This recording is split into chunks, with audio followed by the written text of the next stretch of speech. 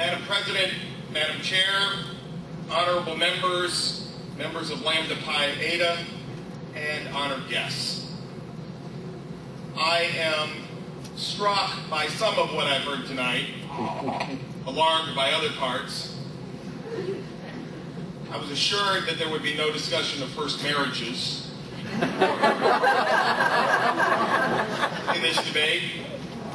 And I'm also a little bit saddened that we live in a world now where Anna Nicole Smith gets her day before the Supreme Court of the United States on the same day that Saved by the Bell is invoked to defend the proposition that we should limit hate speech.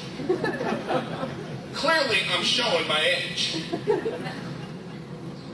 You know, I'm inclined, if I were to give in, I suppose, to my impish side, to observe that the very fact, that we could sit here this evening and have a thoughtful, considered, civil debate about hate speech demonstrates that there is little more to say. And I should just take my seat. But I drove 2.5 hours from Chicago, and you're going to hear me.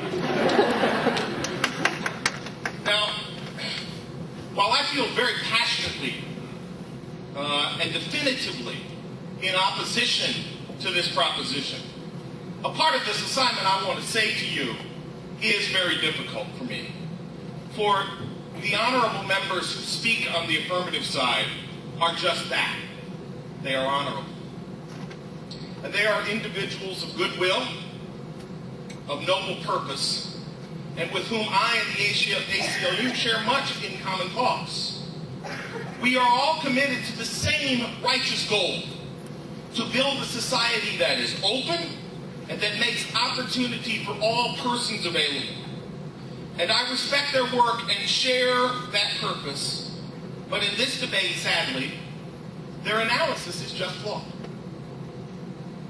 My honorable friend's analysis is flawed because it ignores the most fundamental fact at the core of this debate. The fact that our tradition of protecting speech under the First Amendment is singular. Namely, that it either protects everyone or it protects no one. We have heard about other nations' traditions. We have heard about crime, which is not speech. But what we know about our First Amendment, what we know about freedom of speech in this country, under our tradition for which our forefathers have fought and died, is that either it protects the speakers that we do not like, the racists, the hate mongers, and the dividers, or we cannot protect or create the precedents that protect the ability of the speech that we do like, including civil rights activists, union organizers, religious minorities, and those persons who seek social justice. This is not an abstract legal notion for us to debate tonight. Consider how this works in the real world. In the 1940s, a defrocked Jesuit priest with the challenging name of Terminiello regularly made the rounds in Chicago neighborhoods to give hate-filled, anti-Semitic speeches. One day, he appeared in a facility in a mostly Jewish neighborhood, and he drew quite an audience, as you might expect, an audience that was decidedly unfriendly. When Terminiello finished his hate-filled speech, a mob set upon him and beat him. When the mob was done beating him, he was arrested by the Chicago Police Department for disorderly conduct. Terminiello's case went all the way to the Supreme Court, where his conviction on disorderly conduct was dismissed and overturned. The court ruled that not only did the Chicago Police Department err in arresting him, but they had an obligation to protect him from those who would interrupt his speech.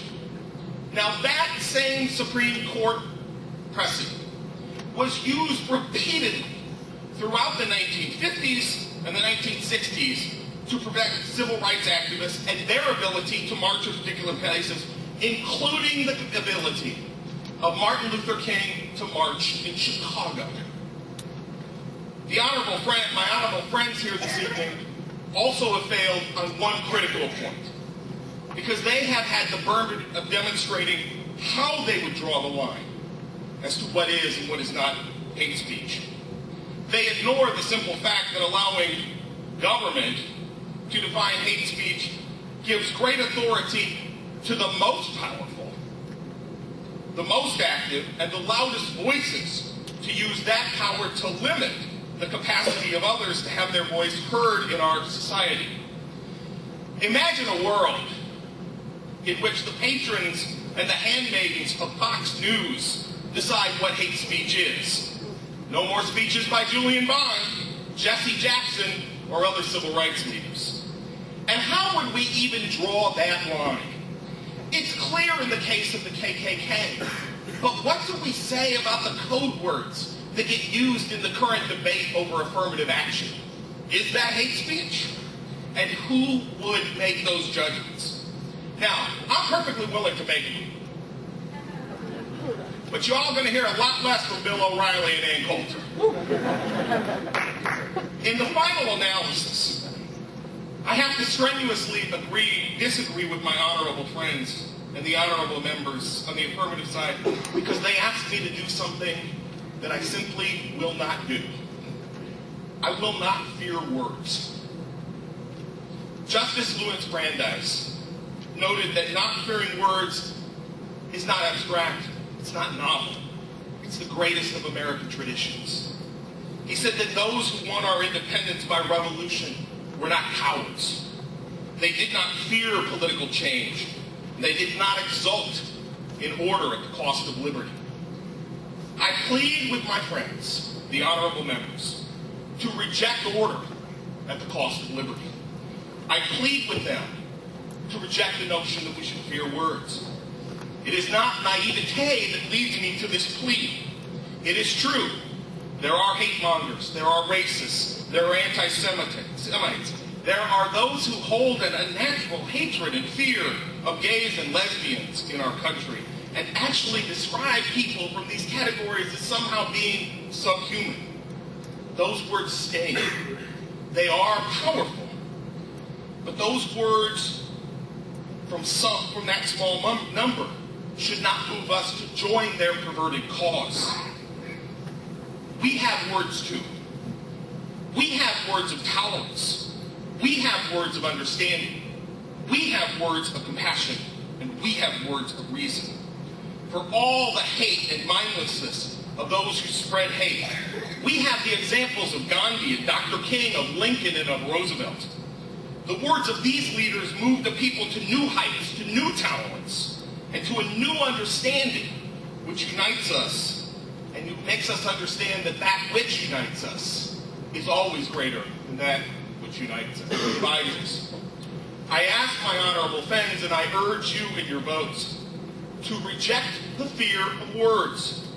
For if you fear some words today, you are bound to fear more words tomorrow. And there is no end to that slippery slope until the words that you hold dear are censored. Most of all, I think that the notion of protecting speech is the most fundamental value of a free society, because it means that we can be heard no matter what our standing is in that society. A great Illinoisan, and someone from this community, Adlai Stevenson, once noted that my definition of a free society is a society where it is safe to be unpopular. Let us protect the unpopular, not for their sake, but to protect us and to protect our free society. In the end, what we do about people who would use hate speech says little about them. It says everything about us. Thank you very much.